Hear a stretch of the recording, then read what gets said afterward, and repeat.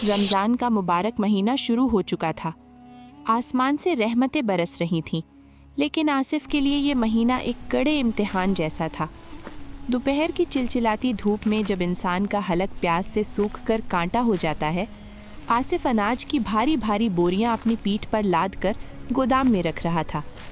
उसका शरीर पसीने से तर था और कमज़ोरी की वजह से उसके पैर लड़खड़ा रहे थे, लेकिन उसके दिल में एक ही धुन सवार थी, शाम को अपने बच्चों के लिए अच्छी इफ्तारी का इंतज़ाम करना।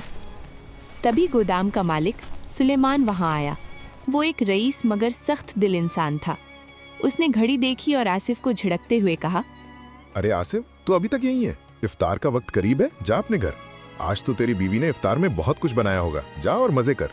आसिफ ने रुमाल से माथे का पसीना पोंछा और दबी आवाज में कहा, नहीं मालिक, मैं ये काम अधूरा छोड़कर नहीं जा सकता।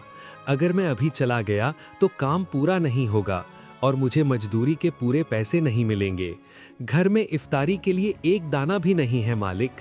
सुलेमान ने बेरुखी से कहा, पैसे कल ले लेना, अभी मेरे पास खुले पैसे नहीं है। जा, अब मेरी जान मत खा। वैसे भी तू रोजे की वजह से बहुत सुस्त काम कर रहा है। आसिफ की आंखों में आंसू आ गए। वो मन ही मन सोचने लगा, काश मालिक, मैं आपको बता पाता कि मेरे घर में पानी के अलावा कुछ नहीं है। कल की उम्मीद पर मैं आज बच्चों को भूखा कैसे देखूंगा। लेकिन वो चुप रहा। सुलेमान वहां से अपनी महंगी गाड़ी में चला गया और आसिफ खाली हाथ बोझल कदमों से अपने घर की ओर चल दिया। अब्बू, आप आ गए? आज इफ्तार में क्या लाए हैं? मुझे बहुत भूख लगी है। आसिफ की हिम्मत नहीं हुई कि वो अपने बेटे की आंखों में देख सके। उसने नीची निगाहों से कहा, बेटा, आज मालिक ने पैसे नहीं दिए। मैं कुछ नहीं ला पाया। लानत है मुझ पर। भैया, आप ऐसा क्यों कह रहे हैं?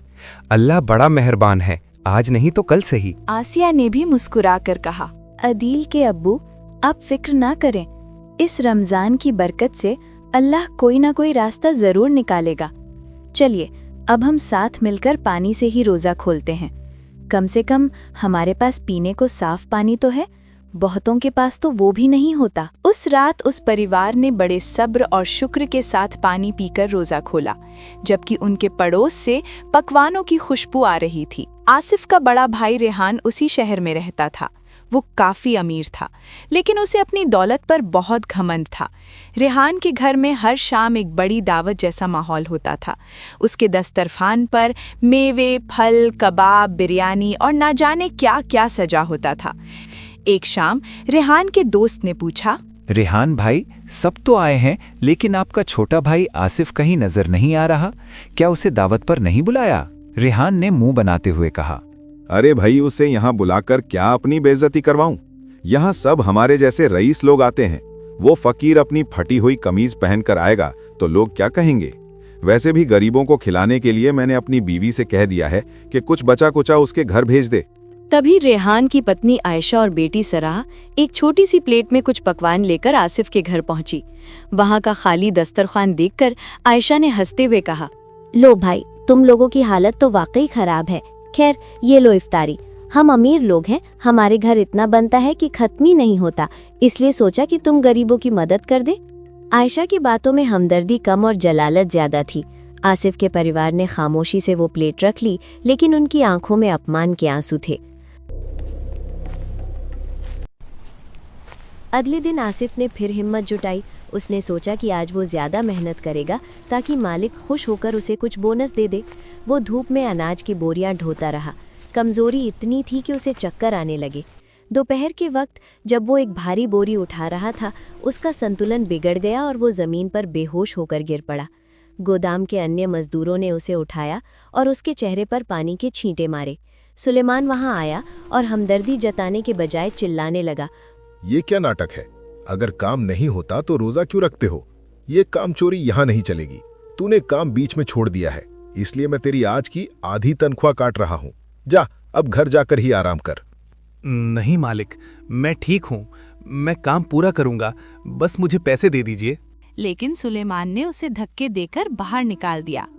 आसिफ रोते हुए सड़क पर बैठ गया। उसने आसमान की तरफ देखा और कहा, या अल्लाह, तू तो सब देख रहा है, मेरे बच्चों का क्या होगा? इसी बीच आसिफ के बेटे अदील ने जिद पकड़ ली कि वो कल अपना पहला रोजा रखेगा। आसिफ और आसिया परेशान थे क्योंकि घर में सुबह का भोजन के लिए भी कुछ नहीं था। उन्होंने अदील को बिना बताए सहरी कर ली ताकि उसे भूख न लगे, लेकिन बच्चा जाग गया और रो रो कर उसने भी रोजा रख लिया। शाम को जब इफ्तार का वक्त करीब आया, अदील भूख और प्यास से तड़पने लगा। अब्बू, मुझे बहुत भूख लगी है, मुझे कुछ अच्छा खाना है। आसिफ के पास सिर्फ एक सूखा खजूर था। उसने अदील को गोद में लिया और कहा, बेटा, बस थोड़ी देर और, अल्लाह तुम्हें इसका बहुत बड़ा इनाम देगा। तभी रेहान अपने कुछ दोस्तों के साथ वहां आया। उसे पता चला था कि अदील का पहला रोजा है। वो मदद करने नहीं बल्कि आसिफ को नीचा दिखाने आया था। उसने सबके सामने कहा, देखो भाइयों, ये कैसा बाप है, अपने बेटे का पहला रोजा है और इसके पास उसे खिलाने के लिए एक फल तक नहीं है। ऐसी गरीबी से तो मर जाना बेहतर है। आसिफ का सिर शर्म से झुक गया। उसने कोई जवाब नहीं दिया। अजान हुई और सबने पानी से रोजा खोला। इफ्तार के तुरंत बाद आसिफ के दरवाजे पर एक दस्तक हुई। एक बूढ़ा भिखारी बाहर खड़ा था। उसने कहा, बेटा, मैं मुसाफिर हूँ, 2 दिनों से कुछ नहीं खाया। क्या खुदा के नाम पर कुछ इफ्तारी मिल सकती है? आसिया और इकरा ने देखा कि दस्तरखान पर सिर्फ वही एक प्लेट थी जो मोहल्ले के किसी शख्स ने भेजी थी। आसिफ ने अपनी बीवी की तरफ देखा। आसिया ने मुस्कुराकर सिर हिला दिया। आसिफ ने वो पूरी प्लेट उस बूढ़े को दे दी और खुद फिर से पानी पी लिया। बूढ़े ने दुआ दी, बेटा, खुदा तेरी नीयत देख रहा है। आज जो तूने अपनी भूख कुर्बान की है, उसका फल तुझे कल ही मिल जाएगा।